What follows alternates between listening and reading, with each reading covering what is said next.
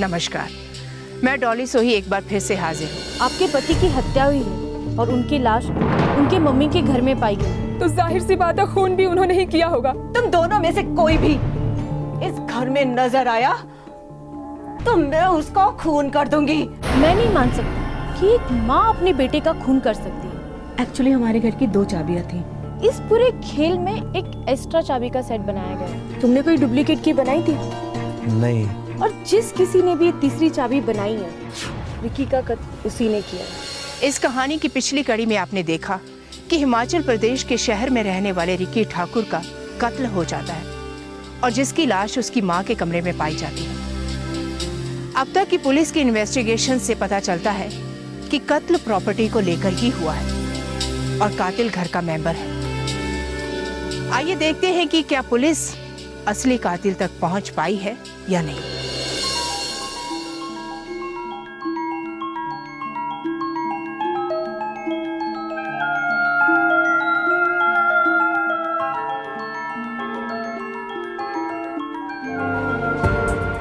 आप अच्छी तरीके से सोचिए और बताएं कि उस दिन क्या हुआ था। उस दिन, हाँ मैडम, उस दिन सुबह लगभग 9:20 पर रिकी साहब अपने ड्राइवर ब्रिज मोहन के साथ ऑफिस के लिए निकले और शाम को अनीता मैडम मिसेस सिंह के साथ खुद गाड़ी ड्राइव करके वहां से गईं और शाम को जब वो वापस लौटी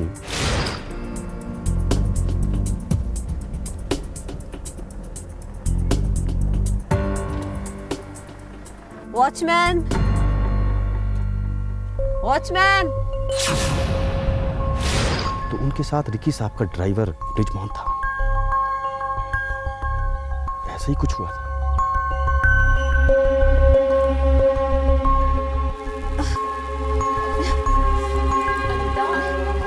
तूने बहुत ज्यादा पी रखी है यार।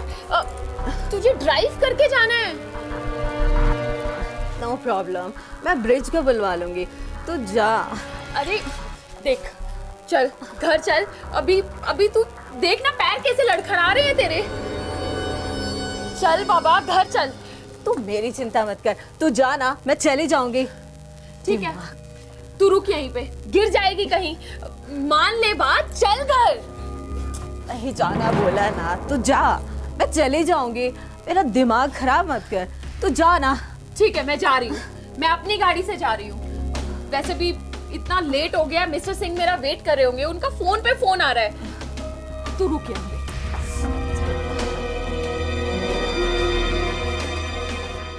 मैडम, उसके बाद मैं घर आ गई थी और सो गई थी। आई थिंक फिर उसने ब्रिजमोहन को फोन करके बुला लिया होगा। वैसे तो वो इतना लेट नाइट तक बाहर रहती नहीं है, पर पता नहीं उस दिन उसे क्या हो गया था। उसने बहुत ज्यादा पी हुई थी। आई थिंक उसे अपनी बहू की बात का बुरा लग गया था और वो बात उसे दिल पे लग गई। ये तो चाहती है कि मैं इस घर से निकल जाऊं या मैं मर जाऊं। ये कैसी बातें कर रही हैं आप मम्मी जी? ये ऐसा इसलिए बोल रहे हैं क्योंकि आपके दामाद चाहते हैं कि वो दोनों घर मिला के एक घर बना ले। तो आप उनको उनका हिस्सा देकर हमारे साथ क्यों नहीं रह लेती हैं? उसके बाद बेटे का थप्पड़। माँ, आप मुझे मजबूर कर रही है कि मैं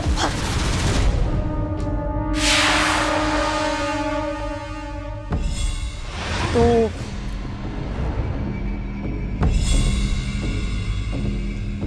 ठीक है मैम, ड्राइवर को बुलवाऊं? एक मिनट, पहले बिना के घर जाके देखते हैं। आइए इंस्पेक्टर साहब।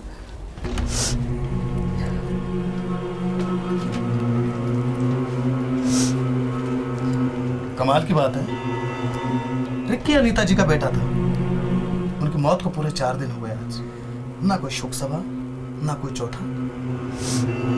वीना जी, आपके पति की मौत को 4 दिन हो गए और कोई शोक सभा नहीं।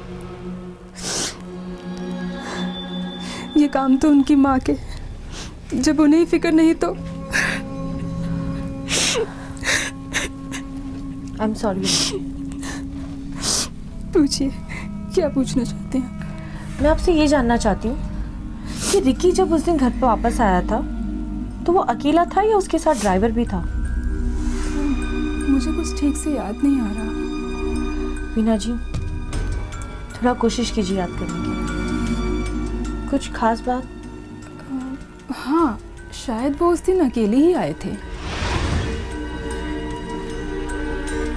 अरे, ये ड्राइवर कहाँ चला गया? और आप इतने परेशान क्यों दिख रहे हैं? कुछ नहीं वीना, सोच रहा हूँ कि इस ड्राइवर को नौकरी से निकाल दूं। आज तो मैंने उसे साफ साफ कह दिया कि तू ये शहर छोड़कर चला जा। पर क्यों? ऐसा क्या हो गया? बस वो कुछ नहीं, वो आप भी ना ऐसे ही परेशान रहते हैं। पहले तो उससे झगड़ा करते हैं, फिर उसकी गलतियों को भी माफ कर देते हैं। तो क्या करूं वीना? माँ ने उसे इतना सर चढ़ा रखा है कि अच्छा बाबा, बस करो, अब बस करो।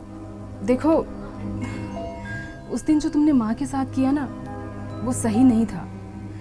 अरे मैं तो बहू हूँ और सास बहू के बीच तो ये सब चलता है, पर आप तो उनके बेटे हैं ना, आपको ऐसा नहीं करना चाहिए था।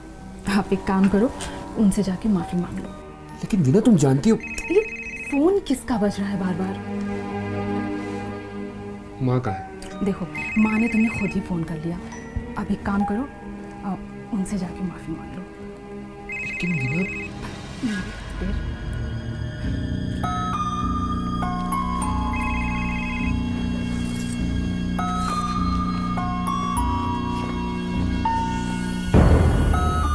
उस वक्त रात के 10 बजे थे।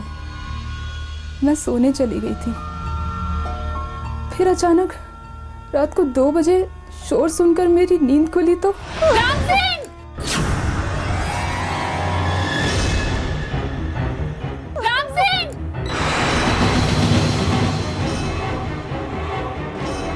मम्मी, क्या हुआ मम्मी जी?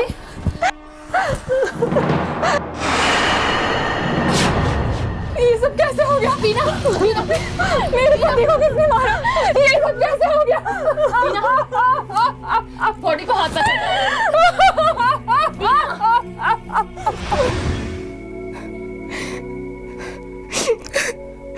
वो तो अपनी माँ से माफी मांगने गए थे और उन्होंने ही उन्हें मार डाला। इतना जहर भरा था उनके मन में उनके लिए। वीना जी, आपकी सासू माँ तो रात को 2 बजे क्लब से वापस आई थी और पोस्टमार्टम रिपोर्ट के मुताबिक रिक्की का कत्ल 10 से 11 के बीच में हुआ है। इसका मतलब है कि जब आपकी सासू माँ घर वापस आई थी तब रिक्की का कत्ल हो चुका था। कोई तो झूठ बोल रहा है। वीना के कहने के मुताबिक अनीता ने रिक्की को बुलाया था पिकअप के लिए और ड्राइवर के बयान के मुताबिक अनीता ने ड्राइवर को कॉल किया था पिकअप करने के लिए। कोई तो झूठ बोल रहा है, लेकिन क्यों? आप एक काम कीजिए, अनीता जी की फोन डिटेल्स निकालिए। जी मैम।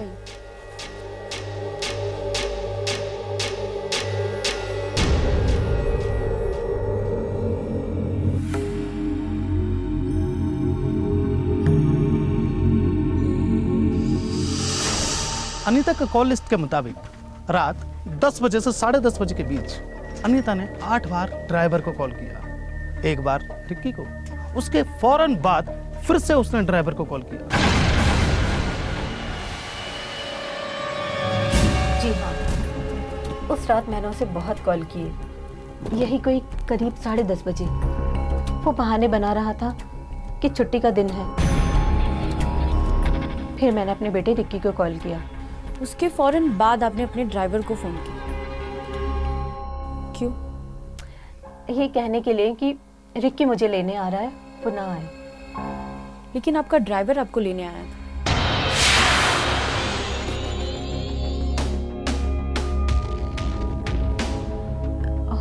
रिक्की काफी देर तक नहीं आया, तो शायद मैंने उसे फिर कॉल किया था। आपके कॉल रिकॉर्ड्स ये बता रहे हैं कि आपने कॉल किया ही नहीं।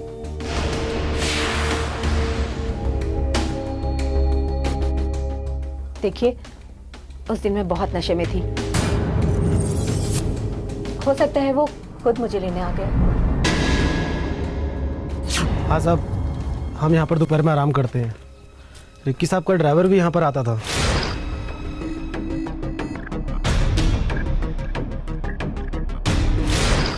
पर न जाने वो कहाँ 2-3 घंटे के लिए गायब हो जाता था। क्या 2-3 घंटे के लिए गायब हो जाता था? जी साहब। बता भाई, ये बता तो दोपहर को कहाँ पर गायब रहता था? मुझे कहाँ जाना है मैडम? मैं तो रिक्की साहब का खाना लेने जाता था मैडम जी के घर ना। दोपहर को पसीना बहुत आता है मुझे ना धूप में, तो मैं टीवी देख लेता था। पिक्चर बहुत अच्छी आती है ना दोपहर को, मुझे पिक्चर देखने का बहुत शौक है मैडम। और कहाँ जाना है मुझे, यही सब बस।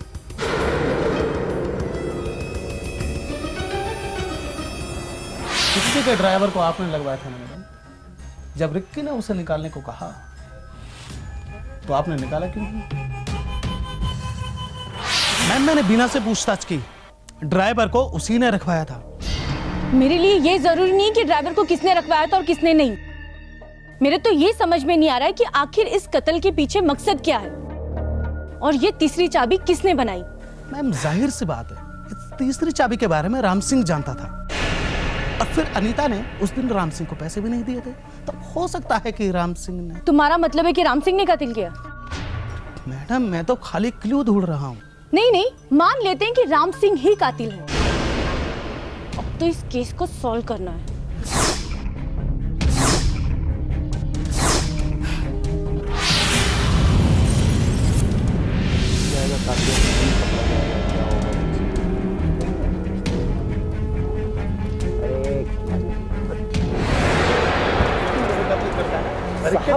नहीं नहीं नहीं नहीं नहीं साहब, मैंने अरे नहीं साहब, नहीं है, मैंने कोई कत्ल नहीं किया साहब, मैंने बिल्कुल कोई कत्ल नहीं किया। थाने में बताऊंगा तुमने क्या किया। मेरी बात तो सुनो साहब, मेरी बात तो सुनो।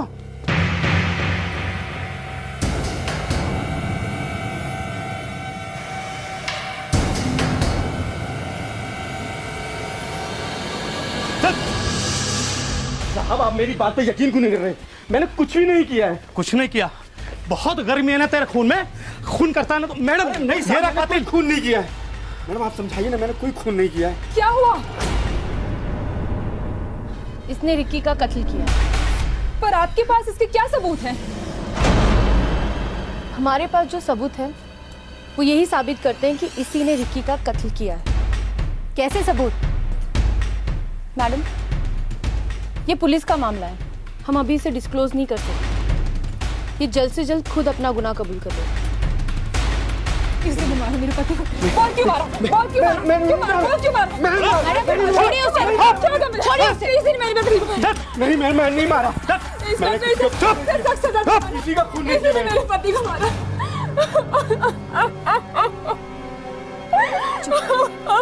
नहीं मैडम, इसने मेरे पति को मारा। काफी मुशक्कत के बाद पुलिस असली कातिल को गिरफ्तार करने में कामयाब हो गई। पुलिस का यह मानना था कि रिक्की का असली कातिल राम सिंह है, पर राम सिंह के खिलाफ तो कोई ठोस सबूत मिला नहीं। तो फिर क्या ये पुलिस की लापरवाही थी, या फिर केस को जल्द से जल्द बंद करने का प्रेशर, या फिर इन्वेस्टिगेशन अभी बाकी थी? अपने आदमियों से कह दो कि इन सब पे कड़ी से कड़ी नजर रखें। अब मुझे इस तीसरी चाबी का इस्तेमाल करना है। जी।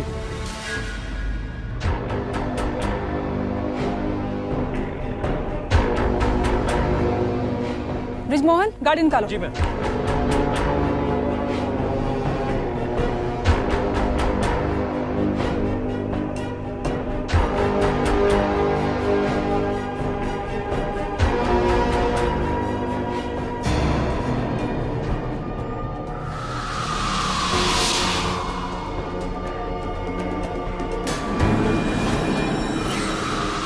मैडम, सविता को छोड़कर सब यहाँ से निकल गए।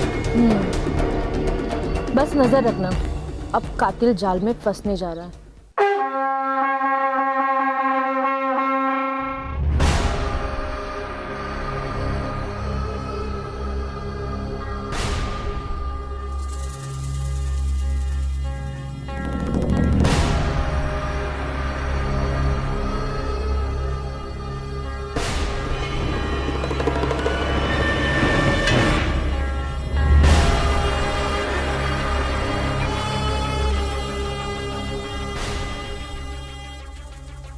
क्या बात है ब्रिजमोहन, बड़ा खुश नजर आ रहा है।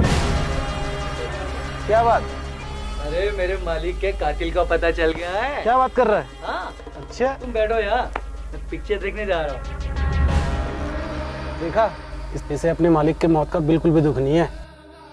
कितना खुश नजर आ रहा है।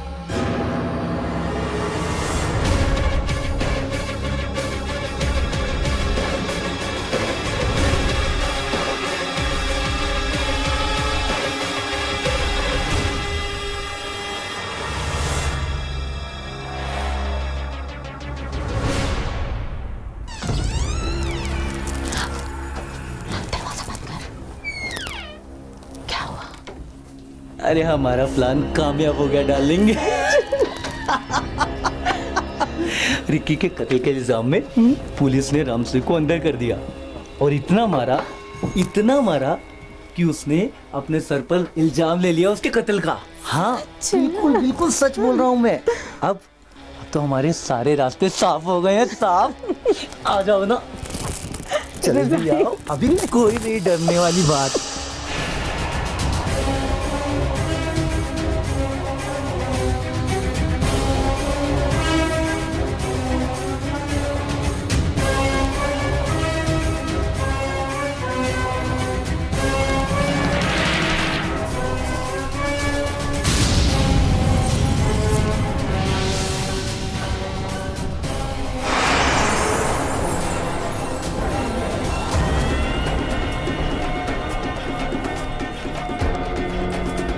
क्या चल रहा है?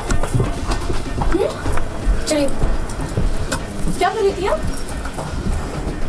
लेके चलो इनको। क्या चल रहा है? चुप! क्या कर रहा है तुम्हें? कुछ नहीं साहब।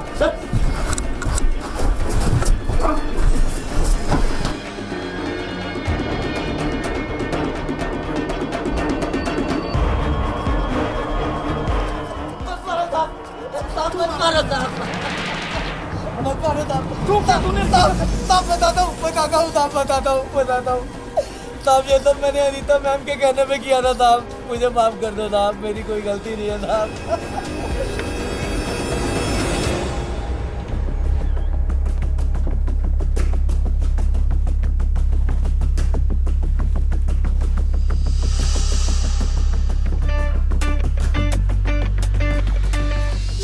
अरे तुम क्या हाल है डार्लिंग? क्या कर रहे हो? तुम भूल रहे हो कि एक चाबी रिक्की के पास है। अरे तुम भूल रहे हो डार्लिंग, रिक्की तो अभी ऑफिस में है ना, छोड़ो ना, टेंशन मत लो तुम रिक्की की।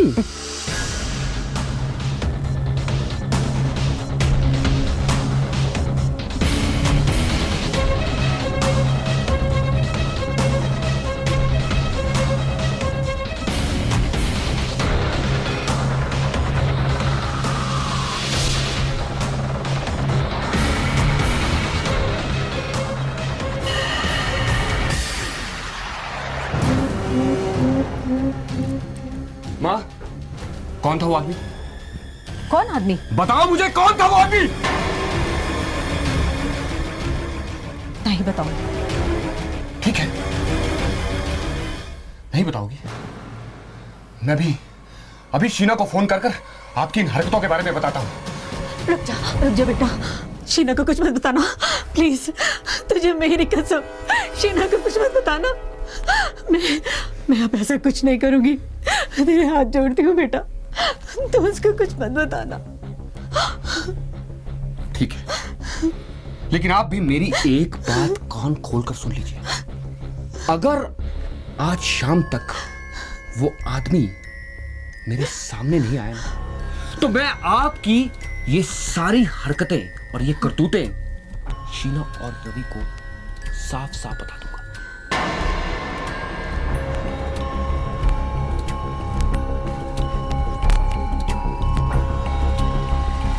मैं डर गई थी, रिक्की ने मुझे एक्सपोज करने की धमकी दी थी और मैं एक्सपोज नहीं होना चाहती थी और ब्रिज मोहन से भी रिश्ता तोड़ना नहीं चाहती थी। इसलिए मैंने ब्रिज के साथ मिलकर उसको मारने का प्लान बनाया।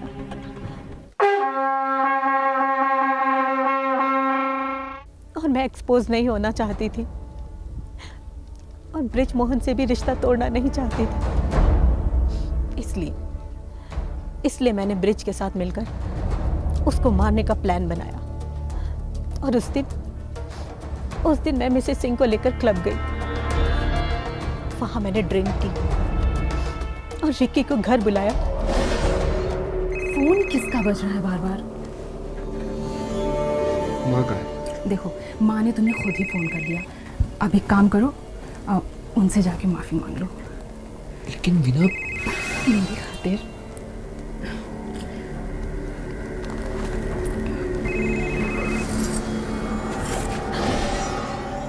जहां पर ब्रिज पहले से ही मौजूद था।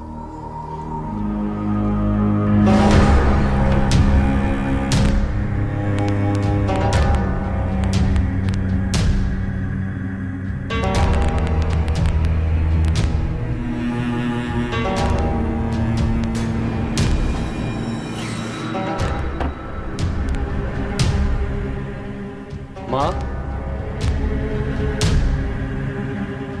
माँ, माँ कहाँ हो तुम?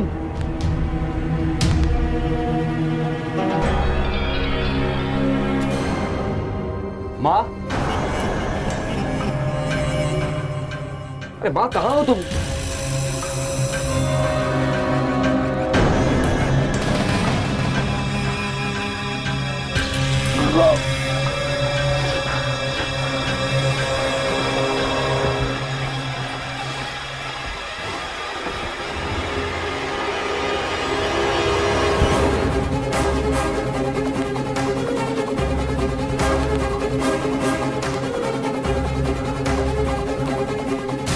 अनीता, काम हो गया है।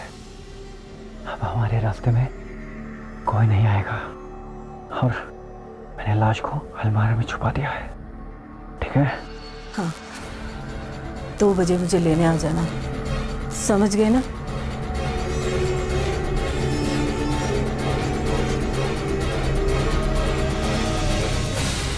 मैं जानबूझ के लाश के पास गई थी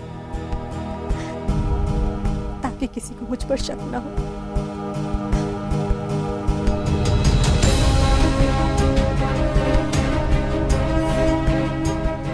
ले जाए नहीं यहाँ से।